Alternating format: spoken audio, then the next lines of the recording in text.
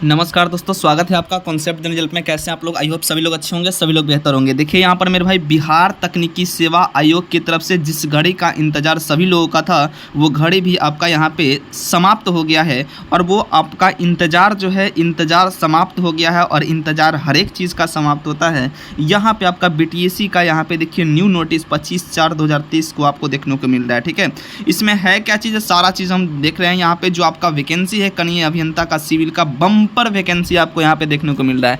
एकदम से bumper vacancy आपको देखने को मिल रहा है। सारा चीज़ देखेंगे इसमें 40% देखिए 60% और 40% का रिक्तियाँ जो है, ये सारा चीज़ यहाँ पे आपको दिया गया है। सारा चीज़ पूरा डिटेल्स में देखेंगे। वीडियो के अंत तक बने रहिएगा। चैनल पे नए हैं तो चैनल को सब्सक्राइब भी जरूर कर लीजिएगा।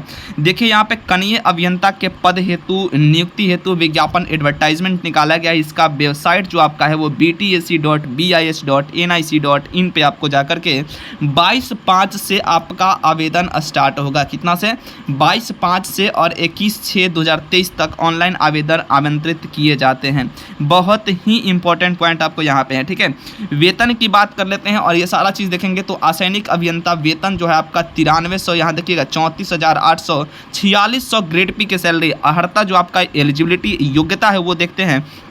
अभ्यर्थी भारत का नागरिक होना चाहिए और असैनिक अभियंत्रण में डिप्लोमा तथा अथवा समकक्ष योग्यताधारी होना चाहिए। और यहाँ पे तकनीकी योग्यता में जैसे कि AICTE से अप्रूव्ड आपको होना चाहिए था। नॉन डिस्टेंस मोड में आपका सिविल इंजीनियरिंग यहाँ पे, और भी यहाँ पे देखिएगा सारा चीज़ यहाँ पे है। अप्रूवल प्रोसेस हैंडबुक के अनुसूचित शीर्षक major discipline of corresponding course and relevant आपका appropriate branch of diploma in civil engineering and technology के अंतर्गत। और दूसरा चीज़ यहाँ पे UGC एक्ट के प्रावधानों के अंतर्गत स्थापित यूनिवर्सिटी था डीमेड जो आपका यूनिवर्सिटी है उसके द्वारा नॉन डिस्टेंस मोड में आपका सिविल इंजीनियरिंग का आपका डिग्री है, तो भी आप यहाँ से फॉर्म को फिल कर सकते हैं। ठीक है, अब बात कर लेते हैं। देखिए यहाँ पे जैसे ही इसमें UGC है तो आपको यहाँ पे LRC में भी हो सकता है कि आपका इसमें चेंजिंग आए। ठीक है, अब बात कर लेते हैं। ये सारा चीज़ आपका वैकेंसी का डिटेल्स है। योजना एवं विकास विभाग में आपका यहाँ पे देखिए 60% और 40%। 60% जो आपका है ये ओपन में आ गया, 60% ओपन में आ गया आपका, और 40% ओनली बिहार के स्टूडेंट इसमें फाइट करेंगे। ओनली बिहार के स्टूडेंट इसमें फाइट करेंगे।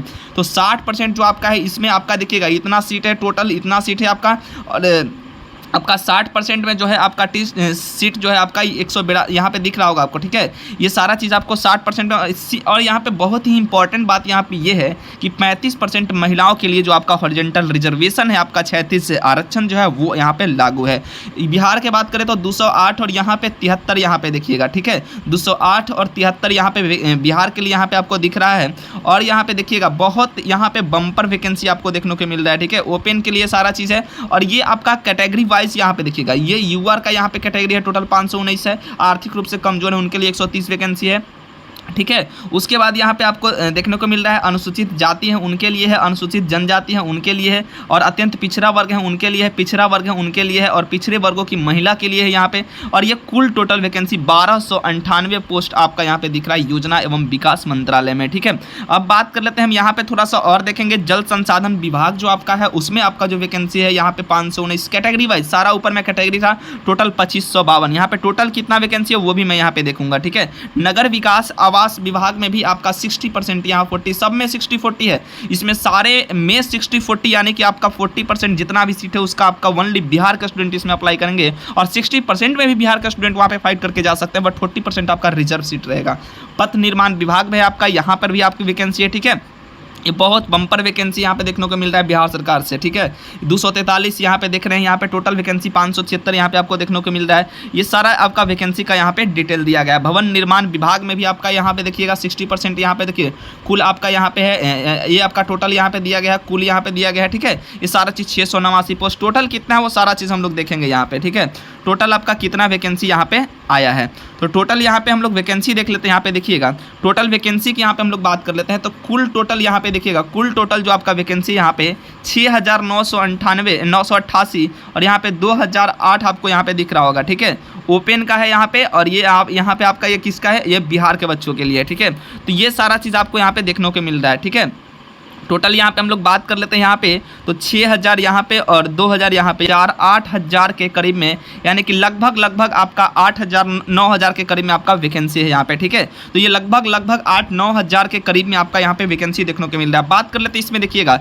सारा चीज़ बात करेंगे यहाँ पे। नोट 1 एंड नोट 2 40% बिहार से हैं, तो यहाँ पे दर्शाए गए रिक्तियों में बिहार राज्य के अंदर अब अवस्थित विज्ञापन में यहाँ पे वर्णित अनिवार्यता जो आपका है वो रहेगा। ठीक है,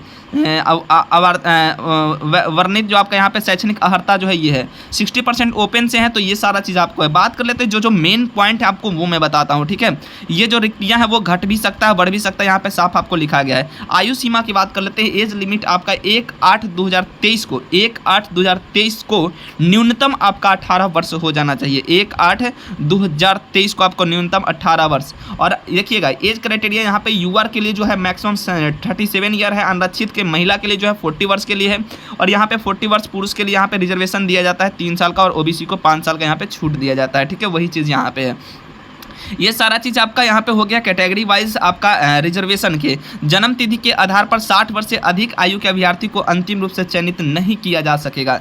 जन्म तिथि के आधार पर 60 वर्ष से अधिक आयु के अभ्यर्थी को अंतिम रूप से चयनित नहीं किया जाएगा। ये इनके लिए था जो अभी आपका यहाँ पे PWD कैंडिडेट ऊपर में होंगे उनके लिए सारा चीज़ यहाँ पे दिया गया है। ठीक है, ये सारा चीज़ें नॉन क्रिमिलियर कैसे कैसे हैं आप ये सारा चीज़ें देखिए। अनुसूचित जाति से तो जाति प्रमाण पत्र आपको चाहिए, अस्थायी निवासी हैं ये सारा चीज़ें, आर्थिक रूप से कमजोर है तो आय एवं परिसंपत्ति प्रमाण पत्र आपको चाहिए। ठीक है, और अस्थायी निवास मूल निवास आपको डोमिसाइल आपको यहाँ पे चाहिए। ठीक है, ये सारा चीज़ आपको यहाँ पे दिया गया है। तो बहुत ही बम्पर वैकेंसी और बहुत ही बड़ी खुशखबरी है बिहार के बच्चों के लिए खास करके। ठीक है, और ये पूरे प्रदेश के बच्चों के लिए बहुत ही अच्छी ये वैकेंसी आपको देखने को मिल रही है। और पूरे समझिए कि इंडिया के भी बच्चों के लिए सारे ऑल ओवर इंडिया के लिए बहुत अच्छे है, क्योंकि सभी आपका 60% में भी आप वहाँ पे फाइट कर सकते हो। तो बहुत अच्छी वैकेंसी है और सैलरी भी काफ़ी तगड़ा आपको यहाँ पे सैलरी देखने को मिल रहा है, काफ़ी बम्पर सैलरी आपको यहाँ पे देखने को मिल रहा है। ठीक है, बात कर लेते हैं उम्मीदवारों की कोटि, और इसका देखिएगा आपका शुल्क जो है वो 600 रुपया आपको लगेगा यहाँ पे यूआर का, और पिछड़ा वर्ग और अत्यंत पिछड़ा वर्ग ओबीसी जो है आर्थिक रूप से कमजोर उनके लिए यहाँ पे है। ठीक है, और यहाँ पे आपका SC ST जो भी कैंडिडेट है उनके लिए सारा चीज़ आपका 150 रुपया का यहाँ पे रखा गया है।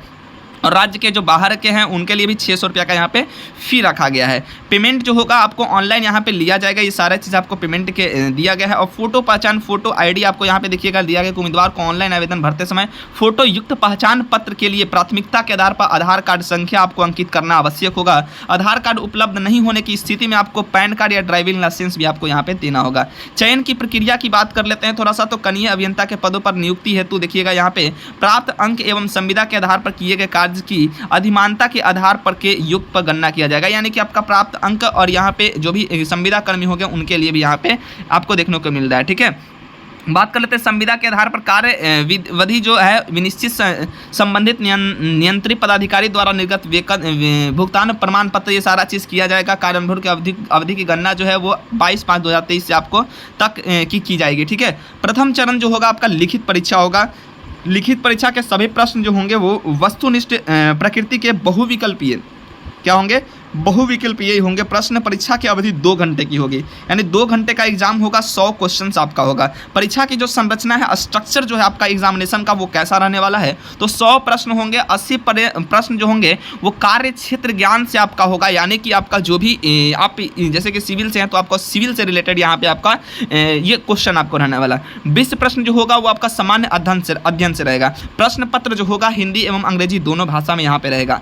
कार्य क्षेत्र ज्ञान जो होगा 80% के प्रश्न अखिल भारतीय जो नई दिल्ली AICTE डिप्लोमा इंजीनियरिंग द्वारा 3 वर्षीय डिप्लोमा हेतु निर्धारण जो करिकुलम है आपका, जो आपका पाठ्यक्रम है उसके अनुसार से पूछा जाएगा। ठीक है, शेष जो 20 प्रश्न है आपका सामान्य अध्ययन एवं समसामयिकी मुद्दे से आपको यहाँ पे रहेगा। ठीक है, जो भी आपका जनरल नॉलेज। उक्त परीक्षा के 1 से अधिक पालियों में कंप्यूटर बेस्ड के माध्यम से आयोजित किया जा सकेगा। 1 से अधिक पालियों में आयोजित किए जाने के कारण परीक्षा का परिणाम नॉर्मलाइजेशन प्रक्रिया भी यहाँ पे अपनाया जा सकता है। ठीक है, परीक्षा में गलत उत्तर के लिए नकारात्मक जो अंक है वो भी लागू किया जाएगा। नेगेटिव अंक भी यहाँ पे प्रत्येक सही उत्तर के लिए 1 अंक होगा, और नेगेटिव के लिए यानी कि 1/4 का यहाँ पे नेगेटिव मार्किंग भी आपको यहाँ पे देखने को मिल रहा है। ठीक है, उक्त परीक्षा के आधार पर सभी विद्यार्थियों की नॉर्मलाइजेशन की प्रक्रिया अपनाते हुए परीक्षा फल घोषित किया जाएगा। जो नॉर्मलाइजेशन के पश्चात जो अंक को मेधा सूची तैयार करने हेतु द्वितीय चरण में उपयोग किया जाएगा। ठीक है, यहाँ पे जो यहाँ पे देखिएगा यहाँ पे कार्मिक एवं प्रशासनिक सुधार विभाग के जो आपका 16/7 एवं सामान्य प्रशासन विभाग यहाँ पे द्वारा लिखित परीक्षा में 40% पिछड़े वर्ग का इतना और इतना आपको दिया गया है कि इतना अंक आपको एकदम लाना ही लाना है। यानी कि यदि आप सामान्य वर्ग से हैं तो 40% आपको लाना ही लाना है, पिछड़ा वर्ग से है तो इतना लाना है, अत्यंत पिछड़ा वर्ग से है तो इतना लाना है। ये सारा चीज़ आपको दिया है कि इतना अंक आपको लाना ही लाना है। यदि आप इससे कम लाते हैं तो आपका परिणाम वहीं पे मतलब कि आप डिस्क्वालीफाई हो जाएंगे, ठीक है। लिखित परीक्षा जो है आपका नेक्स्ट यहाँ पे देखते हैं हम लोग, पूरे अच्छे बारीकी से यहाँ पे देखेंगे। लिखित परीक्षा के अभ्यर्थियों के अपनी कोटि के अनुसार अर्हता प्राप्त नहीं होने पर द्वितीय चरण हेतु अभ्यर्थी का कोई भी दावा मान्य नहीं होगा। यह सारा चीज़ यहाँ पे, ठीक है। यहाँ पे दिया गया है, देखिए यहाँ पे कि लिखित परीक्षा जो होगा वहाँ पे 75 अंक यहाँ पे देखिएगा, 75 अंक आपको यहाँ पे दिया गया है लिखित परीक्षा कंप्यूटर बेस्ड के अथी पे, और 25 अंक आपका यहाँ पे अनुभव पे दिया गया है, ठीक है। 25 अंक आपका अनुभव पे, 75 अंक। वहाँ पे क्वेश्चन 100 है बट यहाँ पे अंक कितना है, 75 है। थोड़ा सा इसको ध्यान से, ये कुछ कैलकुलेशन होगा यहाँ पे, ठीक है। ये थोड़ा सा कैलकुलेशन होगा जो कि आपको बताया जाएगा, ठीक है, कैसे आपका कैलकुलेशन होगा। यहाँ पे देख रहे हैं आप लोग, यहाँ पे 100 अंक यहाँ पे दिया गया है। 75 आपका जो आपका एग्जाम होगा उससे, और 25 अंक आपका यदि अनुभव है उस पर होगा, ठीक है।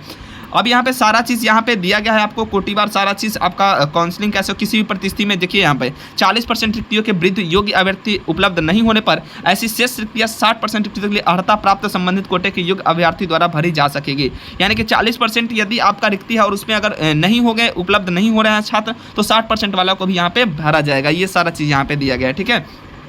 ये ऑनलाइन आवेदन पत्र है। ये सारा चीज़ आपको यहाँ पे है कि वांछित प्रमाण पत्र कॉलम में अपलोड करना सुनिश्चित करेंगे। कोई भी प्रमाण पत्र अपलोड नहीं किए जाने पर अभ्यर्थिता रद्द करने हेतु आयोग स्वतंत्र है। यानी कि आप स्वतंत्र रूप से वो आपका फॉर्म को रिजेक्ट कर सकता है यदि आप यहाँ पे फॉर्म को अच्छे से नहीं फिल कर पाए तो। ये सारा चीज़ें आवेदन के सभी प्रमाण पत्र जो है आपको यहाँ पे डिप्लोमा मैट्रिकुलेशन का है, फिर डिप्लोमा प्रमाण पत्र है, प्रोविजनल सर्टिफिकेट है डिप्लोमा का, ठीक है, और डिप्लोमा का आपका मार्कशीट है डिप्लोमा का, सारा चीज़ यहाँ पे, ठीक है। और भी यदि आपका जो भी NCL है, EWS है, सारा चीज़ आपको न्यू लगने वाला है, ये भी आप लोग ध्यान में रखिएगा, ठीक है।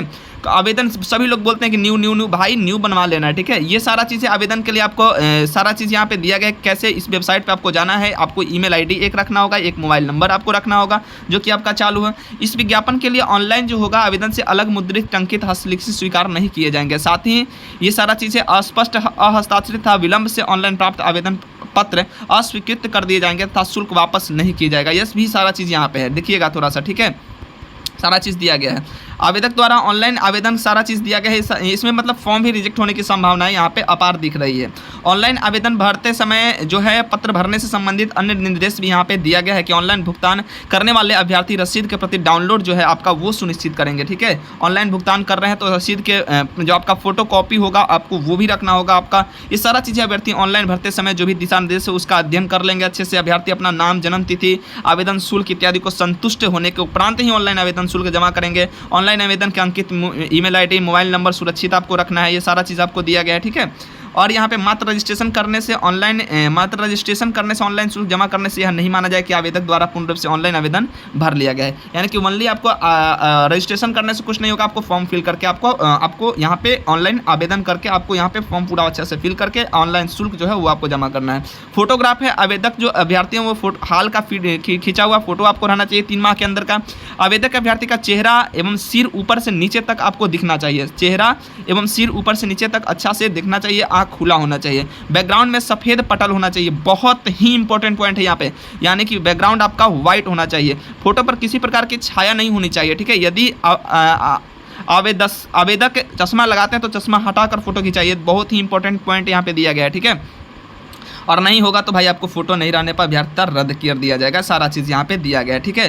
तो ये आपका रहा पूरा आपका वैकेंसी का डिटेल्स। और यहाँ पे ये आपको बता देते हैं कि इसमें जो आपका सिलेबस रहने वाला है वो सिलेबस आपको दिख गया। जो भी AICTE से आपका जो सिलेबस है यहाँ पे, जो भी AICTE से जो आपका सिलेबस कैरिकुलम तैयार हुआ है AICTE से जो भी आपका यहाँ पे जो भी आपका कैरिकुलम तैयार हुआ है वो सारा चीज़ यहाँ पे आपको देखने को मिल रहा है कि वही सारा चीज़ आपको यहाँ पे होगा, ठीक है। यानी कि जो भी आपका सब्जेक्ट होगा वो AICTE जो भी आपका कैरिकुलम तैयार करती है, जो भी आपका सेमेस्टर वाइज जैसा ही होगा आपका वैसा ही आपको यहाँ पे देखने को मिल रहा है, ठीक है। तो बस मेरे भाई वीडियो को यहीं बंद करते हैं और मिलते हैं आपको नेक्स्ट वीडियो में। तब तक के लिए थैंक यू मेरे भाई, जय हिंद मेरे दोस्त।